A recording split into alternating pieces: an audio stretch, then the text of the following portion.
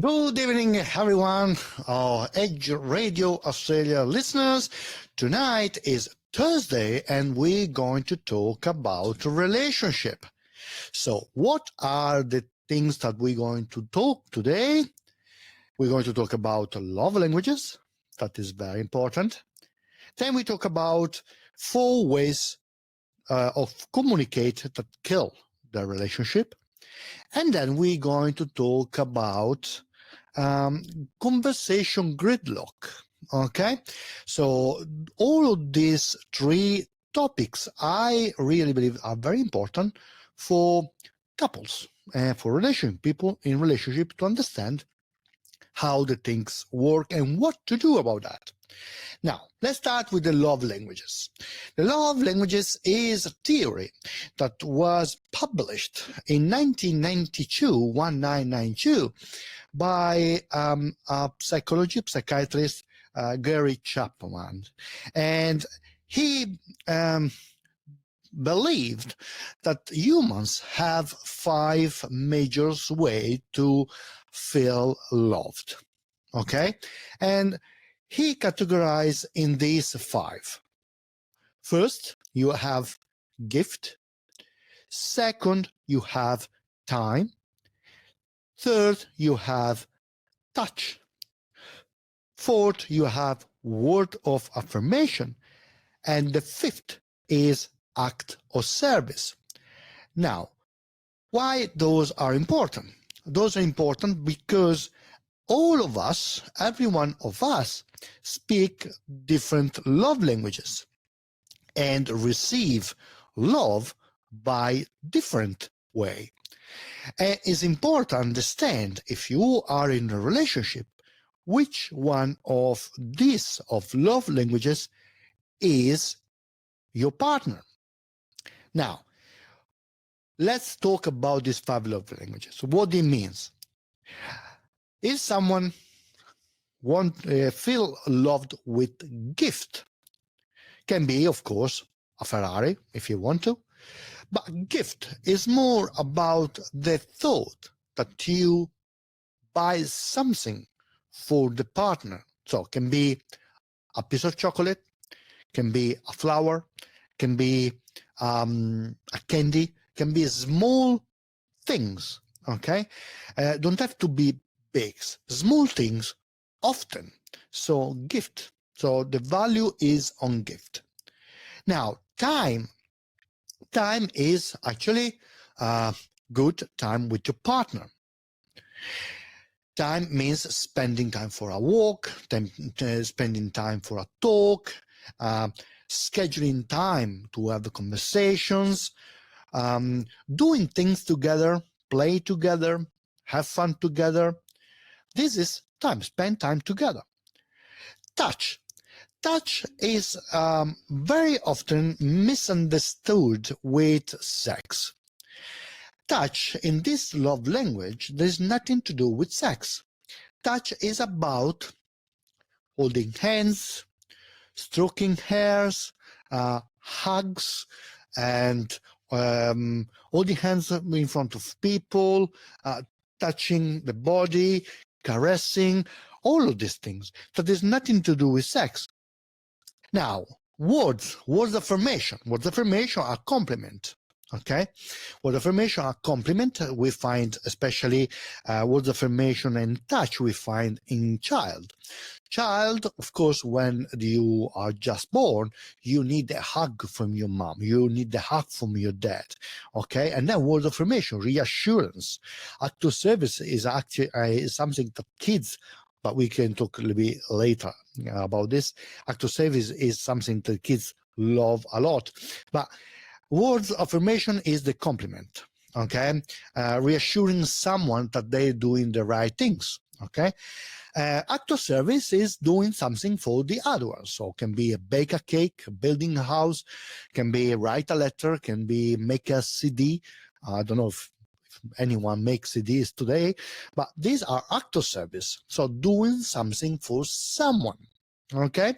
Now, why is important? It's important because every person have a different way to feel loved.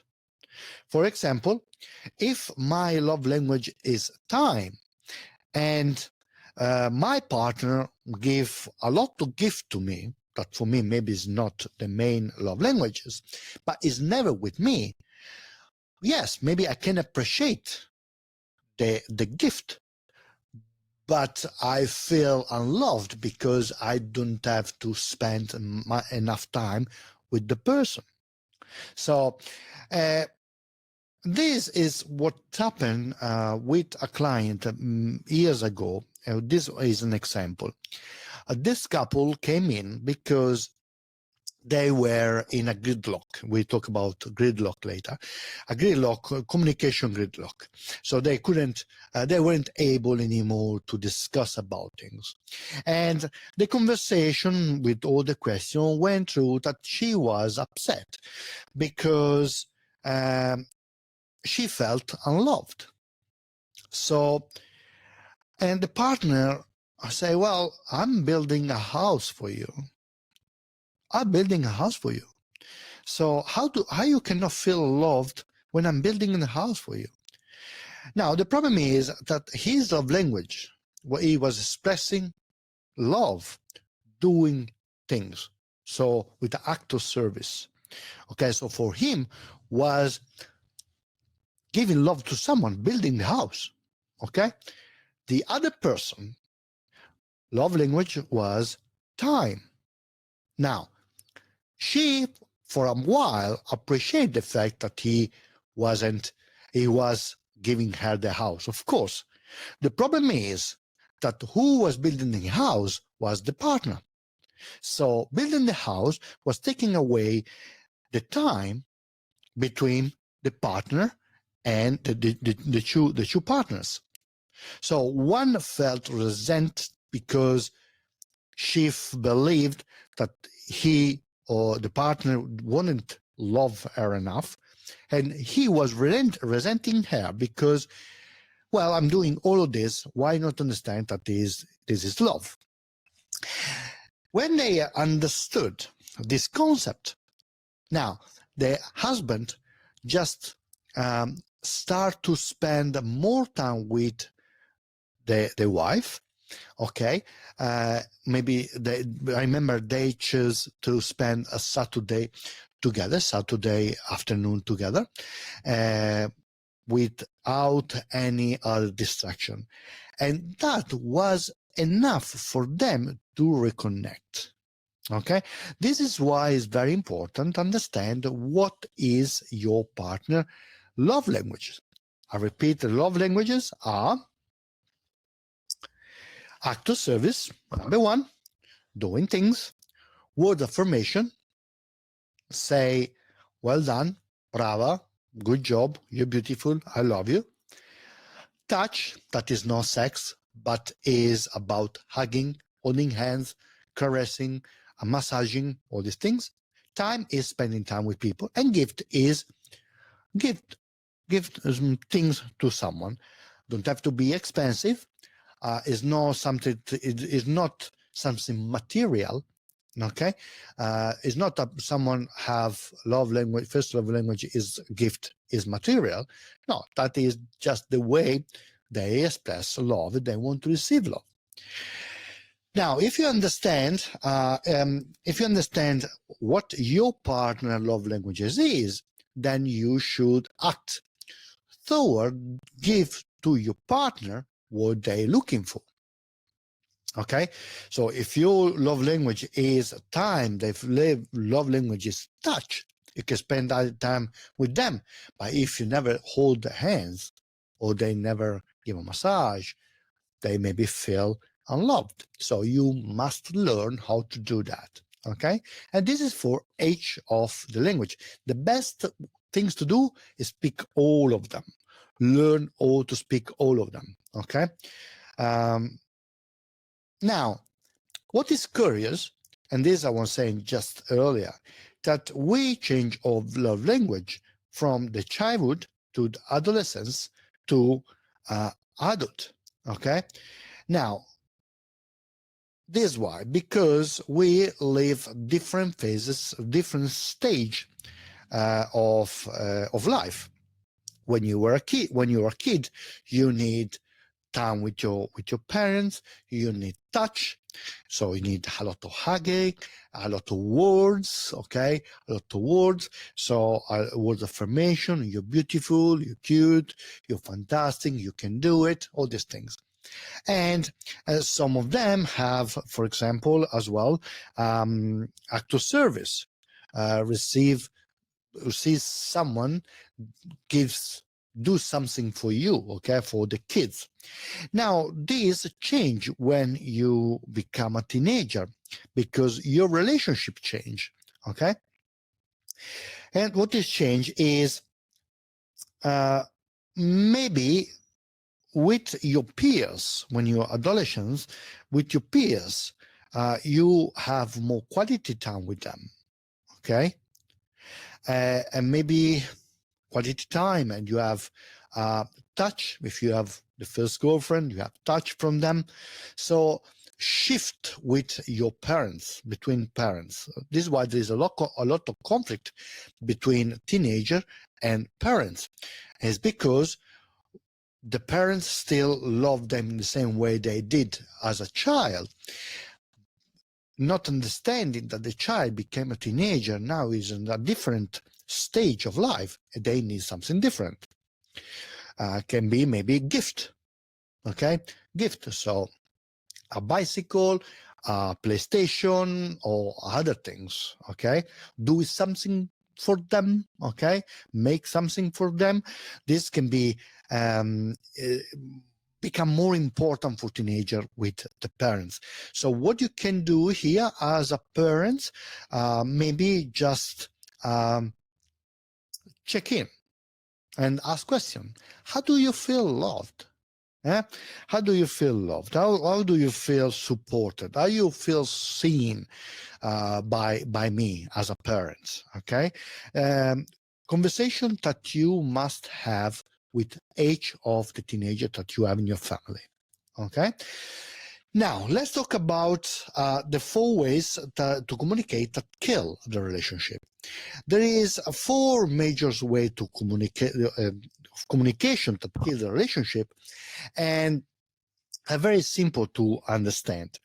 Now, communication number 1 that kill a relationship is criticism.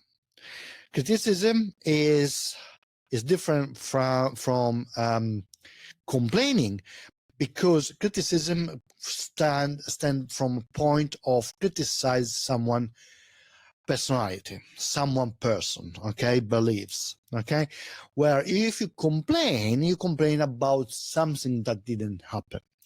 For example, you complain is the criticism is why the rubbish still here? I cannot ask you to do anything. Yeah, that the criticism. Complaining is, darling, what happened? Why the rubbish stay here? Complaining. Critics is 2 different ways to communicate. Same things, same problem, 2 different ways. The second way to communicate that kill a relationship is defensiveness, is when you defend yourself from the critics, okay, without accepting your role in what happened, okay? So, for example, I could because the rubbish, I cannot ask you to do anything because the rubbish is still here. You defend yourself saying, no, I take out the rubbish every day. It's you that you're never happy. Yeah. So you throw back to the other person the responsibility of what's happening. Now you have criticism, defensiveness, then we have contempt. Contempt is a form of criticism, a higher level. Okay? What do you mean with that? If criticism is an attack to the person, contempt is the belief that you are much better than your partner. Okay? And when you believe that you are better than your partner, you start to be disrespectful. Okay, you start to mocking. You start to, for example, mocking, eyeball, you roll your eyes, you do something like spoofing, or oh my God, you say something like, you're nothing without me, okay? You're nothing without me, you lost without me, I can do everything, you are useless. This is all contempt, come from a point of you that you believed that you're better than the other person. Now, the third part is stonewalling. Stonewalling is when you become too heated, okay? The conversation become too heated, overwhelmed, your blood start pumping, your heart rate go up, and you just shut down. You just shut down. You can see these people, maybe they close their arm like this, and they look at the person they're talking with the hope that the person shut up. Yeah, this is stonewalling. Now, I give an example of all of this four altogether, okay, with the rubbish. While rubbish is here, I cannot ask you to do anything. Okay, no, I do a lot of things. Is you are never happy. Okay, you have this back and forward between criticism and defensiveness, and then, oh my God, you're so silly. Oh my God, you're so silly. This is contempt. Okay, my God, you're so silly. You always have excuses. This is contempt. Huh? And then the other person shut down and walk away. Now, it looks like that stonewalling is something that more men do, for the simple reason that is an anthropological things that we learned, and men used to learn in hunting and gathering time when they were facing maybe something very dangerous. They need to shut down their body and hope that the thing they were facing wouldn't see them and kill them. Now, we don't have any more tigers, okay? We don't have any more dangerous animal that want to kill us. Now is our partner, okay? What you can do to defeat these four ways to communicate that kill your relationship: criticism, you have to learn to speak, to start the conversation in gentle way. Be gentle with your partner, okay? Defensiveness, you defeat defensiveness if you are able to take responsibility of your action and say sorry. Say sorry. Sorry is a word that not many people can say. Yeah. Now, contempt. Contempt is the most dangerous of all between all four, because you insult the other person. So contempt, you need to instigate a culture of appreciation. If you appreciate your partner, if you appreciate the person that you have next to you, appreciate what you have, you will be less prone to contempt. And stonewalling, you should self-shoot. What it means, take a break from the conversation. If the conversation gets too heated, you take a break from the conversation. You walk away with the plan to come back in 30, 40 minutes and resume and start a new conversation about the same problem until you haven't resolved it. Okay? In this way, you can help the relationship to have better conversation. I give an example of this one. So do you remember the one about the rubbish? Okay. While the rubbish is here, I cannot ask you that. I do everything for you. You're not never happy. And then contempt, you're so silly. It would be much easier to say, darling, why the rubbish is here? Complaining, okay? I ask you to take it away. Oh, I'm sorry. I've been busy. I'll do so away. Done. The conversation is done. Finish. Finito. Okay? Finito. In Italian, we say finito. There's nothing else. to say. The conversation is there, and the trust is there because you say sorry. You take charge of your wrongdoing, and then you're going to do the right things, and you take the rubbish away. Now, as I say with all my clients, if you do something that makes your partner upset, and you keep doing it, and you know that you keep doing it, well, try to do something different, okay? Do more what works and less what doesn't work. Yeah? Take responsibility of what you do and take charge and make the change. Start the change from yourself. Okay? Now, another conversation is about gridlocks.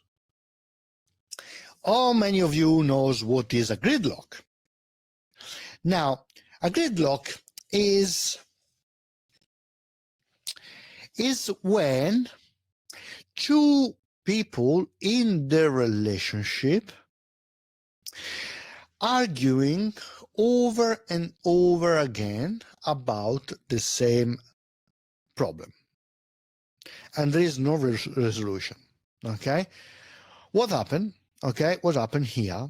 That you feel misunderstood and unlistened, unheard. You feel hopeless.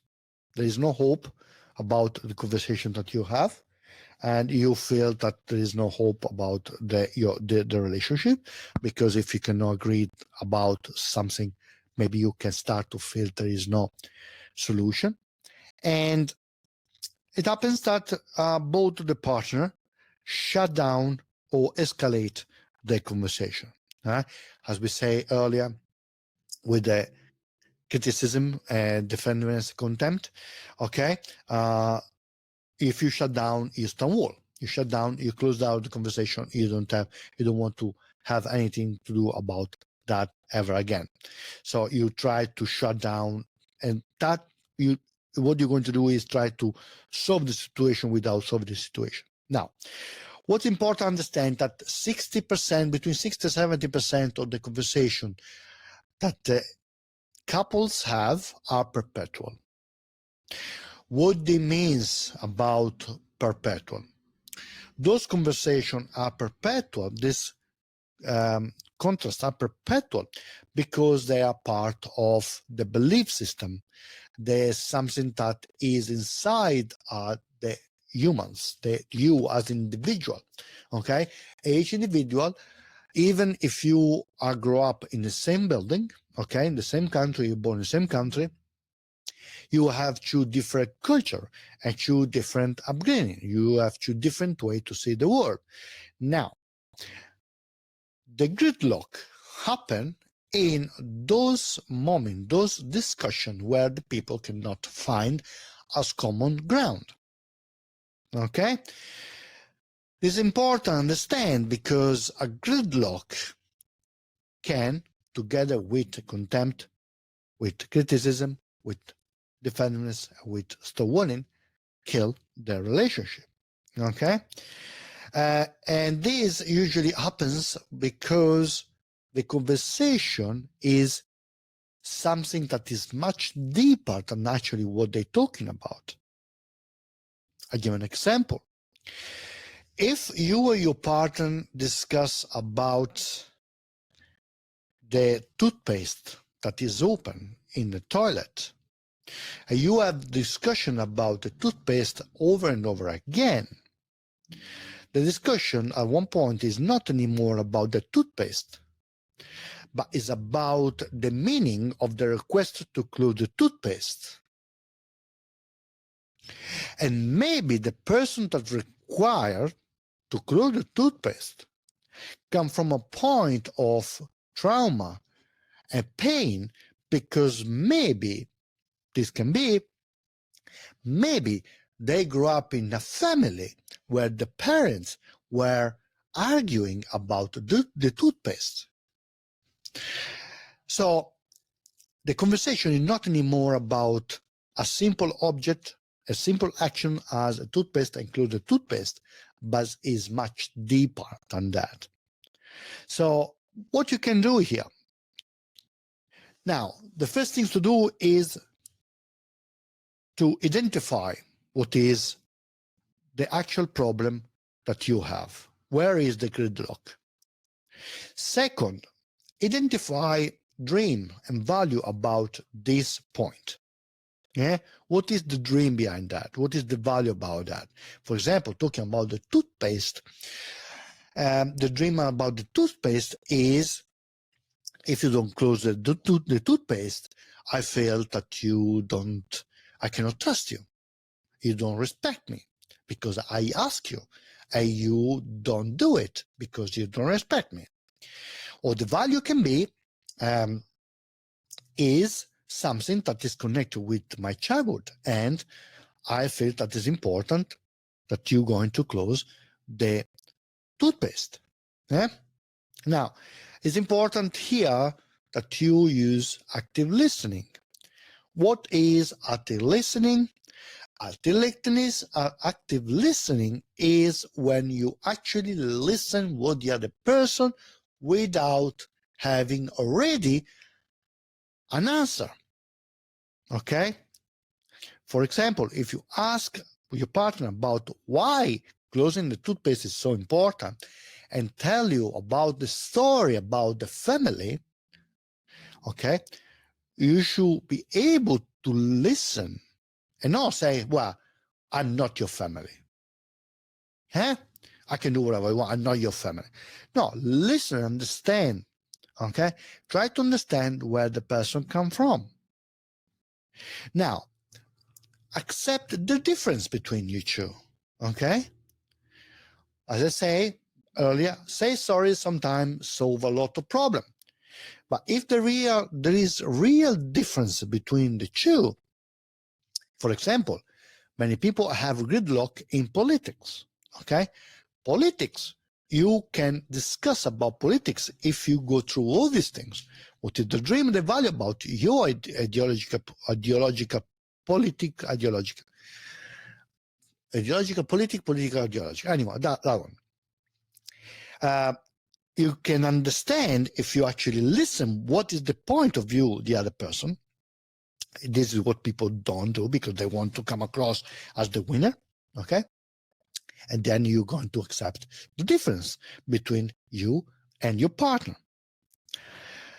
It is important that you do all of this, creating an emotional space to talk about this without criticizing, without judging, without complaining about what's going on.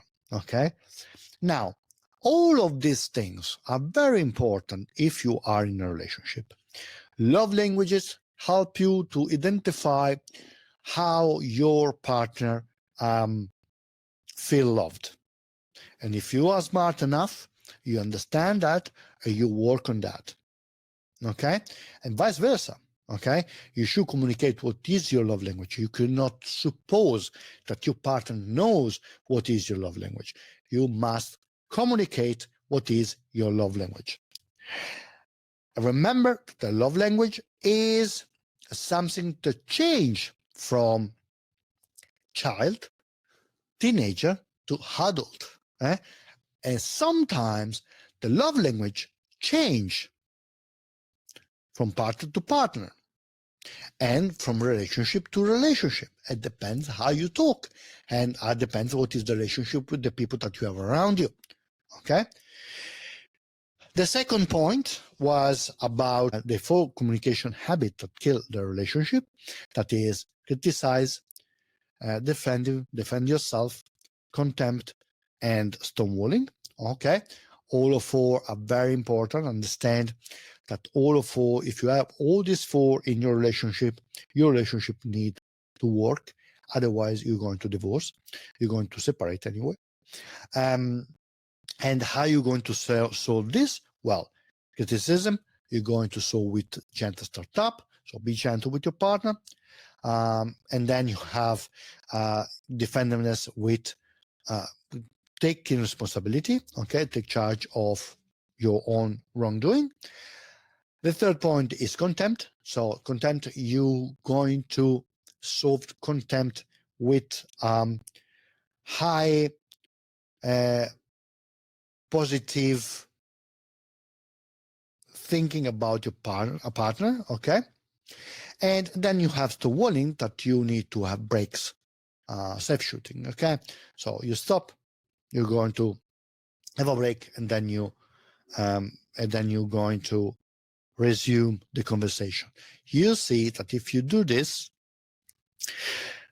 the conversation that you have the first time would be very different from the conversation that you have the second time, because you don't give to the chance, the argument, to escalate in something worse. And how you do that? Communicate. How do you feel? Okay? You communicate how you feel. When you feel that you start to say something that you don't want to say, you just say, hey, I need a break. And I promise you that we come back on this matter. I need a break, 40 minutes, and then we can talk about. In this way, you shut down a little bit the gridlock, and you going to actually talk about what's happening. You see that the second time, the conversation will be very different. Then we talked about the gridlock conversation. That is when the people in the relationship talk over and over again about the same thing, okay? And how are you going to do about that? You're going to do 5 simple things. How you can recognize them? You recognize them because the gridlock, because you talk all the same problem over and over again. You feel misunderstood and unheard. You feel that one or both of the partners shut down or escalating emotion, the conversation. And what you're going to do, identify what are the dream and the value, okay? So what are the dream and the value about the conversation that you have? Use active listening. Listen without thinking to answer before to understand, okay? Accepting the difference, that's very important, especially in today's society that is everything so far apart, okay? And create safe space to communicate about your situation, your feeling about what's going on. Now, we are at the end of this podcast, Progress Over Perfection. I hope you enjoyed. Send your message, your question, and we'll try to answer to all of you.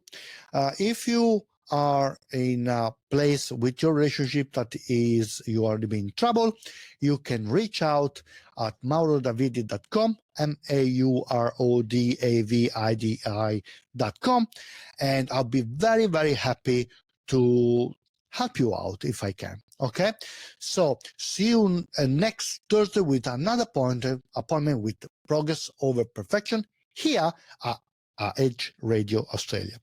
Ciao.